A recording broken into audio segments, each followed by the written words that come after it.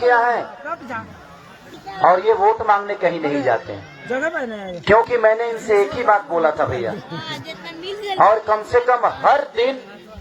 हर लगन में 50 से 60 लड़कियों की शादी ये खुद कराते हैं, क्योंकि मैंने बोल के रखा है कि अगर आप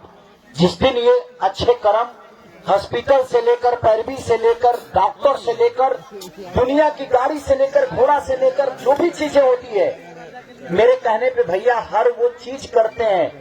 और आज 10 साल से इनको वोट मांगने नहीं जाना पड़ता है, और पूरे बिहार में सबसे ज्यादा वोट से ये विजयी घोषित होते हैं। उसका रीजन है कि एक अच्छे इंसान का चुनना।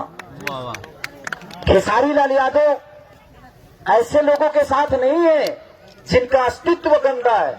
मैं ऐसे लोगों के साथ सफर करता हूं जिनके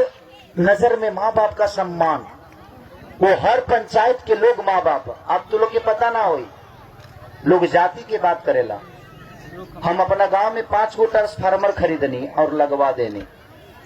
सॉरी माफ करना आप लोग। हमारे गांव के एगो मदन राम रहले, मदन राम